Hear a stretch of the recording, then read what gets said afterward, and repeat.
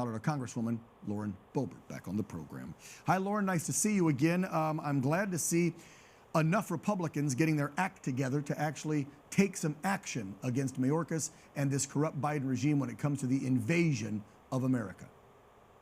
It certainly is time that we have a vote on impeachment for Secretary Mayorkas. We know that this is willful. We know that his intent is to allow this invasion into our country. We know that he is not going after people who are not going to their scheduled court appearances, and that he has given operational control of our southern border to the cartel. And this is a humanitarian crisis, Dan, as you know. I do believe that Robert Garcia did present to the nation our newest border bill with gators and an electric fence and spikes and missiles. Just don't take any more taxes, but I'm cool with it. I will co-sponsor that legislation. Happy to. But also, I do think that the original man to claim that we need gators and a moat at the border was comedian Ron White. So I think we need to give some credit to him there. But all jokes aside, this is a serious matter, and we do need to hold Secretary Mayorkas accountable. Today, I heard from Border Patrol agents. I talked to Brandon Judd today from our Border Patrol, and our brave agents are doing everything that they can to stop this invasion, to stop the human trafficking, to stop the 85,000 children who have gone missing, to prevent that from ever being an issue, to stop the fentanyl from coming in. But the Biden regime is preventing them from doing their jobs. You just showed a clip where Joe Biden is saying, give me the power. What other power does he need? He is the sitting president of the United States. With a stroke of a pen, he created this invasion. With a stroke of a pen, he can end this invasion. Exactly. The best thing Joe Biden could have done when he got into office was nothing at all, because President Trump's policies were working. And now, just with our Border Patrol agents, they are demoralized, they are dehumanized, they are vilified, they are attacked, and they are unable to do the job that they swore to do, to keep our country safe.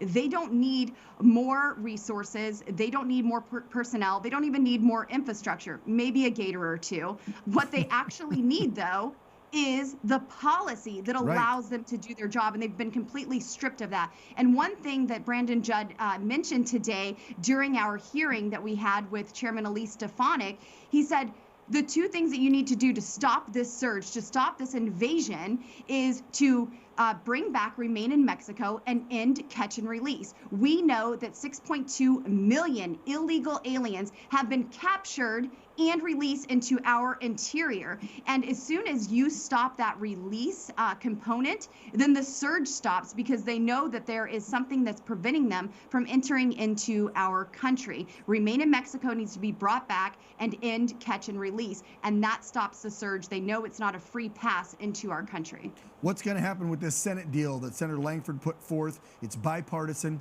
We've heard President Trump and many Republicans in the Freedom Caucus speak out against this. And I will say, even though he's been a little bit of a disappointment, I was glad to see that Speaker Johnson says it will be dead on arrival if it ends up in the House for a full vote. What are you hearing on that? I just heard from the speaker today that he is firmly against this Langford bill. Okay. This is absolute garbage, and I certainly oppose it. This is not what we need right now. We don't need a Democrat light bill to come through and just have political theater about our border. This is a real issue that needs real resolve. And finally, the last one to you, we talk about the fentanyl, we talk about the human trafficking of women and children and even men for slave labor. We also need to talk more about the financial burden. This is costing the American taxpayer billions of dollars. Just in your home state, there's a couple headlines here from Denver. You got hospitals on the verge of bankruptcy because they're couple hundred thousand, couple million, whatever, in debt because of all the illegals that come in for health care. They still got to pay their employees. And then you've got shelters that have American citizens in them, veterans in them, kicking them out for the homeless coming from the border. And there's so many from the border, they're now putting time restrictions on how long the illegals can stay in the shelters in your state so they can rotate more homeless illegal aliens instead of American homeless people. Few seconds left. Your final word just on the financial toll that we're burdened with because of the broken border by Biden.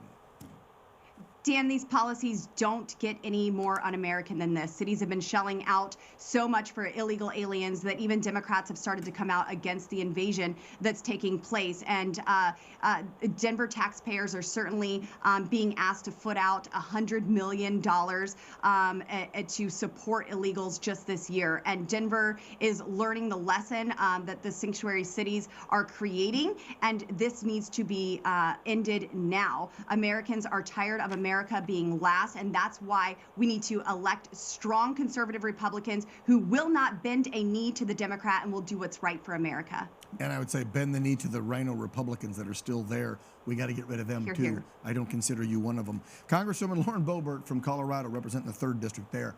Thank you so much for coming back on. Take care.